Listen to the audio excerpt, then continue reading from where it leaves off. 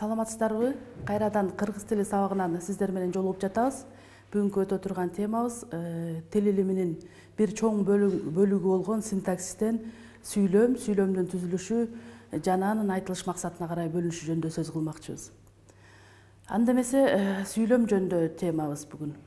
Сөздөр жана сөз айкаштары грамматикалык жактан өз ара байланышып сүйлөмдү түзөт. Бул сүйлөмдү түзүп сөздөрдүн тизмегинен турат бул. Сүйлөм сөздөрдүн тизмегинен турат жана бул сөздөр аркылуу жана сөз тизмектери аркылуу биз ичибиздеги, туюмубуздагы, өзүбүздүн оюбуздагы ойлорду айтып, бири-бирибизге түшүндүрүп айтат экенбиз. Мисалы, карап көрсөңөр да, бул биринчи сүйлөмдү карап көргүлө. Күз дейт. Күз дегенде бул сүйлөмдө биз күз жылдын мезгил экендигин түшүнөт экенбиз. Жаратылыштын кооздугун карачы дейт. Жаратылыштын кооздугуна суктанып аткан адамдын ою болуп атат. Үчүнчү сүйлөмдү карагыла. Мени менен тоого барасыңбы деп атат. Бирөөгө суроо иретинде айтылып атат да, адамдын оюн билгизип атат. Ооз экиреште мындайынан карап көрсөңөр балдар, ооз экиреште дайыма сөз сүйлөнүп бүткөндөн кийин, айтуучунун ою бүткөндөн кийин тыным болот. Башкача айтканда пауза болот. Карап көрсөңөр, күз тыным болуп атат, жазууда болсо күз дегенден кийин тыныч белги коюлат. Чекит коюлат. Экинчи сүйлөмдү карагыла. Жаратылыштын кооздугун карачы деген сүйлөм жазылгандан кийин, бул күчтүү сезим менен айтылып аткандан кийин аягына леп белгиси коюлду. Үчүнчү сүйлөмдү карагыла. Мени менен тоого барасыңбы дейт. Мени менен тоого барасыңбы? Бул айтуучунун айтып аткан адамдын суроо иретинде айтылып аткандан кийин аягындагы тыныч белгиси суроо иретинде айтылды. Муну менен эмнени айтайын деп атабыз? Муну менен айтуучу адамдын сүйлөй турган сөзү же болбосо сөз тизмеги ичиндеги ой туюмун ушу сүйлөмдөр аркылуу берет экенбиз. Сүйлөмдөр болсо сөз тизмектеринен жана сөз айкаштарынан турат экен. Бул эми ошентип жантан бери сүйлөм жөнүндө сөздөр, сөз айкаштар жөнүндө сөз кылып атабыз. Эми сүйлөм деген өзү эмне экен? Жантан берки мисалдарды ойлонуп отуруп бир аягында жыйынтык чыгарсак болот экен дагы.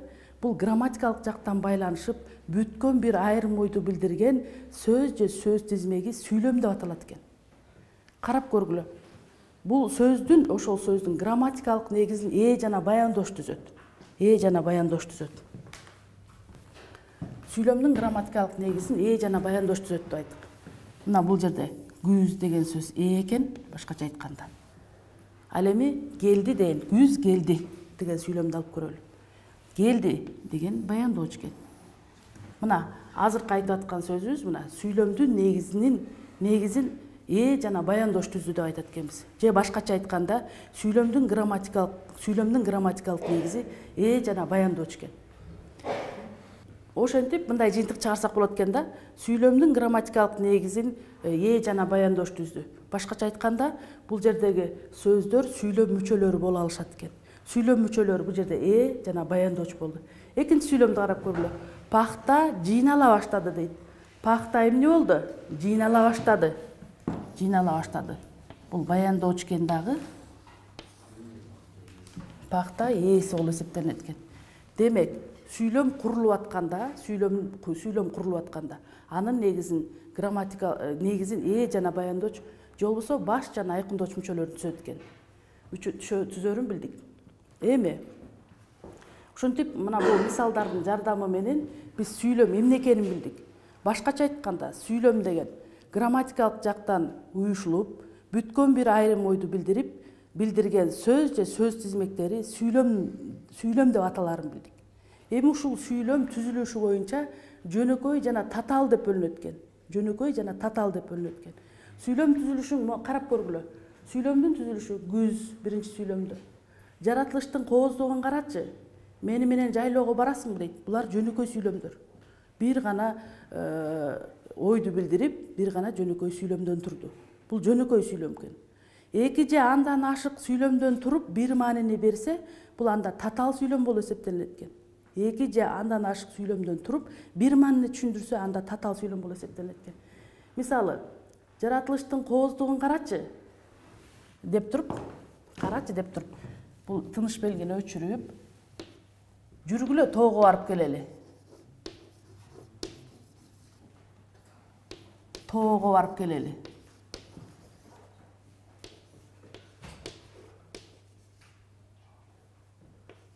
Барып келели. Дей турган болсок, канда бул татаал сүйлөм болуп калды. Карагыла. Жаратылыштын кооздугун карачы. Бул биринчи сүйлөм. Ал эми экинчи сүйлөмүбүз болсо, жүргүлө тоого барып келели. Бул экинчи сүйлөм экен. Көрдүңөрбү? Сүйлөм түзүлүшү боюнча экиге бөлүнөт экен. Жөнөкөй жана татаал. Ал эми сүйлөм түзүлүшү боюнча жанагыдай эки татаал сүйлөм, жөнөкөй жана татаал сүйлөм деп бөлүнөрүн билдик дагы. Айтылыш максатына карай балдар, жай, суроолуу, илептүү деп бөлүнөрүн билдик. Эми эң биринчи айтылыш максатына карай бөлүнгөн жай сүйлөмгө токтололу. Жай сүйлөм ойду жайынча баяндап, аягына чекит белгиси коюлат экен. Жайынча баяндайт экен. Башкача айтканда, дагы эле жанагы күз деген сүйлөмдү карап көрөлү. Күз жаратылыштын кооздугун карачы дейт. Карачы дейт. Жүргүлө тоого барып келели деп атат. Жөн эле сөздү, ойду оюнча, жөн эле жайынча баяндап атат. Карап көргүлө. Жаратылыштын кооздугун карачы, жүргүлө тоого барып келели дейт. Андан кийинки суроолуу сүйлөмгө келип токтолсок. Суроолуу сүйлөм айтуучунун ою балдар, айтуучунун ою суроо иретинде айтылат экен. Суроо иретинде айтылат экен. Экинчи жакка карай суроо иретинде айтылат экен. Жаратылыштын кооздугун карачы, жүргүлө тоого барып келелиби деп экинчи сөздү, экинчи сүйлөмдү которсок болот экен. Мында биринчи жактан экинчи жакка кайрылып атат. Жаратылыштын кооздугун карачы, жүргүлө тоого барып келелиби деп атат. Бул суроо иретинде айтылып атат. Аягында суроо белгиси коюлат экен. Мени менен тоого барасыңбы деп атат. Карап көргүлө. Бул дагы эле жанагыдай айтуучунун ою бир адам менен экинчи адам сүйлөшүп аткан болсо, суроо иретинде айтылып атат. Балдар, суроолуу сүйлөм төмөндөгүдөй жолдор менен жасалат. Биринчи учурун карап көрөлү да. Б деген уланды мүчө аркылуу жасалат да. Эми бул учурун карап көрөлү.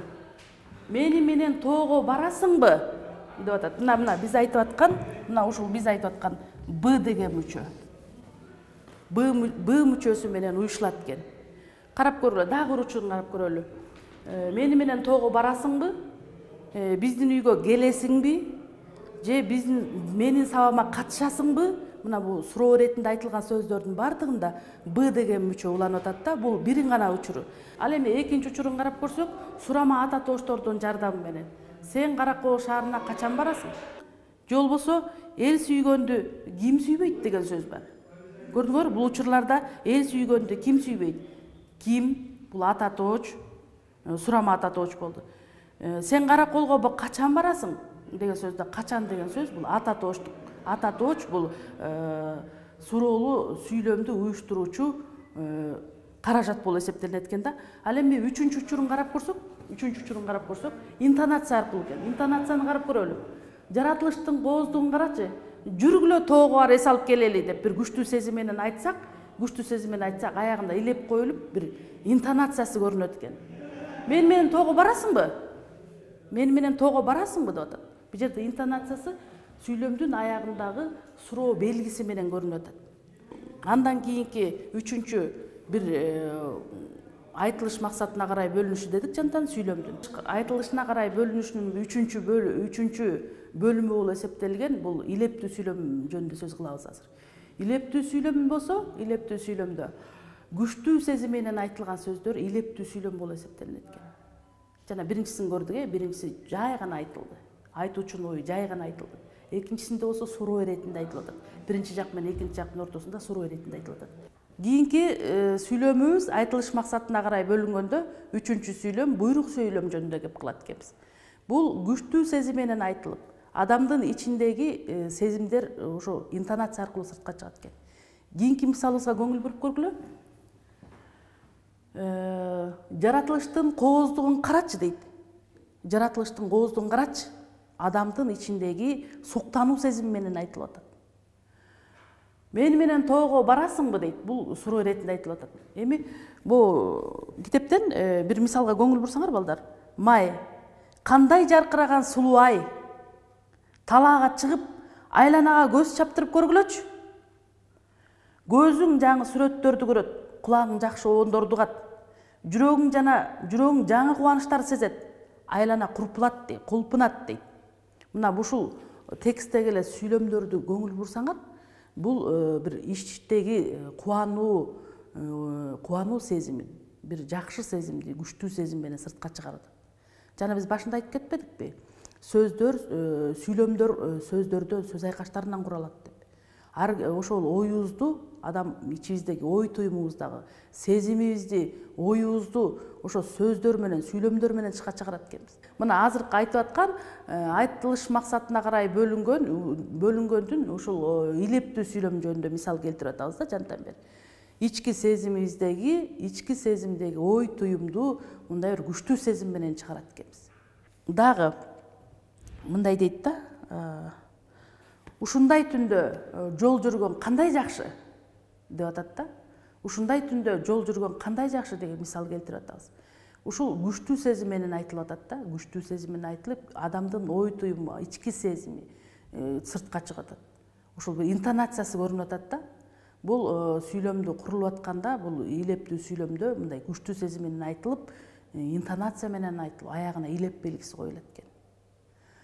Жантан бери жыйынтыктап айтканда, бул сүйлөмдүн айтылыш максатына карай бөлүнөт деп жана 3кө бөлүп айттык. Жай сүйлөм, суроолуу сүйлөм, илептүү сүйлөм деп айттык да. Ар бир сүйлөмдүн курулуштары өзүнө тиешелүү бир белгилери бар экен. Эң биринчи белгиси болсо адамдын ичиндеги ой жайынча берилет экен да, аягына чекит коюлат экен. Ал эми экинчиси болсо адамдын ою суроо иретинде берилет экен. Суроо иретинде берилип, аягына суроо белгиси коюлат экен дагы. Ошол суроолуу сүйлөмдүн өзүнүн курулуш өзгөчөлүгү бар экен.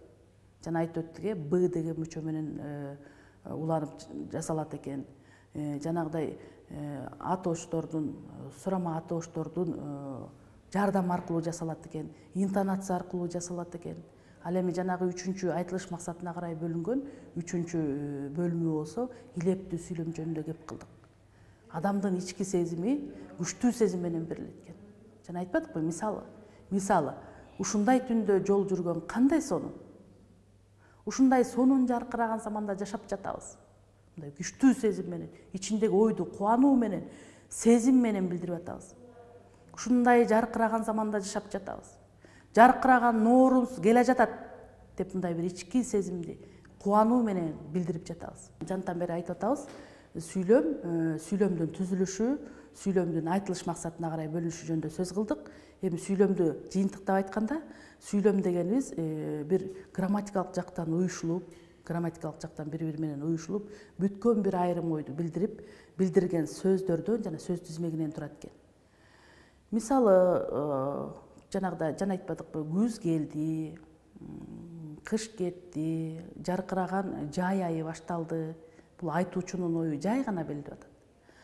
Андан кийин бул сүйлөмдүн түзүлүшү боюнча токтолуп өттүк. Сүйлөм бул түзүлүшү боюнча жөнөкөй жана татаал болуп бөлүнөт экен. Жөнөкөй болсо бир гана сүйлөмдөн туруп, бир гана маанини билдирсе, ал эми татаал сүйлөм эки сүйлөмдөн туруп, бир гана маанини билдирет экен. Жөнөкөй сүйлөмдүн өзүнчө түзүлүштөрү бар, өзүнүн бөлүнүштөрү бар. Татаал сүйлөм болсо тең байланыштагы татаал сүйлөм жана багыныңкы байланыштагы татаал сүйлөм болуп бөлүнөт экен. Бул жөнүндө кийинки темаларыбызда кайрылабыз. Ал эми үчүнчүбүз болсо, дагы айта турган, жыйынтыктап айта турган нерсебиз, бул сүйлөмдүн айтылыш максатына карай бөлүнүшүнө токтолдук. Кенен кесир токтолдук да. Биринчиси жай сүйлөм дедик, айтуучунун ою жай гана берилет деп мисалдар менен далилдедик. Мисалы, жанагыдай эле күз келди, окуучулар сабак окуп жатышат, көчөдө машинелер аркы терки өтүп жатышат деген сыяктуу айтуучунун ою жай гана берилди. Ал эми экинчи айтылыш максатына карай бөлүнүшүндөгү суроолуу сүйлөм жөнүндө кеп кылдык. Суроолуу сүйлөмдө бул айтуучунун ою суроо иретинде айтылаарын билдик.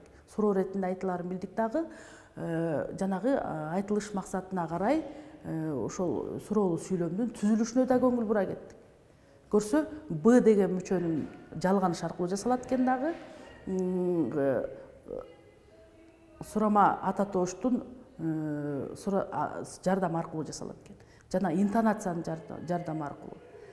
Ошол ар бир сөз айтылып аткандан кийин айтылыш максатына карай сөздөргө жана жай сүйлөмдө да, суроолуу сүйлөмдө дагы аягындагы тыныч белгилерге көңүл бурат экенбиз. жай сүйлөмдө чекит белгиси коюлат экен, суроолуу сүйлөмдө суроо белгиси коюлат экен. Ал эми азыркы үчүнчү биз жыйынтыкта айтып аткан илептүү сүйлөм жөнүндө кеп кылсак, илептүү сүйлөм жана да айтып өттүк. Илептүү сүйлөм бул болсо күчтүү сезим менен айтылып, адамдын ичиндеги ой, эмоция менен берилет экен. Кубануу сезимин көргөзөт экен. Жаркыраган Нооруз майрамы келе жатат деп момунтип ичиндеги эмоцияны билгизип, сүйүнгөндүктү, кубангандыкты көрсөтөт экен. Жанагыдай эле, жай сүйлөмдөгүдөй эле, суроолуу сүйлөмдөгүдөй эле мында дагы тыныч белгисине көңүл бурат экенбиз дагы. Эгер татаал сүйлөм болсо, ортолорун үтүр белгиси менен ажыратып туруп, аягына илеп белгисин коет экенбиз. Ушул сүйлөм жөнүндө кеңири маалымат алдыңар.